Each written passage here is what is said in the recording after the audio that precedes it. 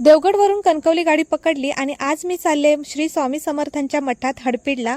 अर्धा पाऊण तासातच मी हडपीडला येऊन पोहोचले आणि आजचा दिवस खूप मस्त जाणार आहे, कारण आपण येऊन पोहोचलोय श्री स्वामी समर्थांच्या मठात। तर माझ्यासोबत तुम्हाला सुद्धा स्वामींचं दर्शन करायला मिळणार आहे, चला। आणि आतमध्ये प्रवेश केल्यावर डाव्या बाजूला तुळजाभवानी देवी आणि उजव्या बाजूला गणपती बाप्पा आणि आता नेहमी माझ्या पाठीशी असणारे स्वामी आज माझ्या समोर आहेत। सर्व स्वामी भक्तांनी या मठाला एकदा तरी भेट दिलीच पाहिजे। या मठाच्या सभागृहात एक अद्भुत पॉझिटिव्ह एनर्जी आहे आणि या मठामध्ये नाविन्यपूर्ण देखावा आहे, तो म्हणजे सभागृहात एका बाजूला फायबरच्या सुंदर मूर्त्या ठेवलेल्या आहेत। संत पुंडलिक, संत ज्ञानेश्वर, संत नामदेव, कासार्डे गावचे मूर्तिकार श्री बाबा पांचाळ यांनी या मूर्त्या बनवल्यात। खूप छान कलरिंग आणि जिवंतपणा आणला या मूर्त्यांमध्ये। या सगळ्या हुबेहूब मूर्त्यांमुळे मठाला एक वेगळेपण मिळालं आहे आणि खरंच मठामधील मूर्त्यांची ही कन्सेप्ट खूपच मस्त आहे।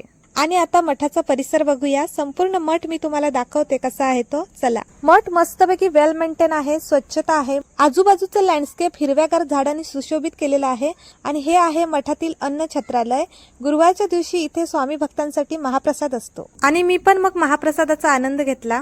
मठातील माझा अनुभव खूप छान होता। या मठात आल्यावर माझा स्वामींवरचा विश्वास आणखीनच वाढलाय।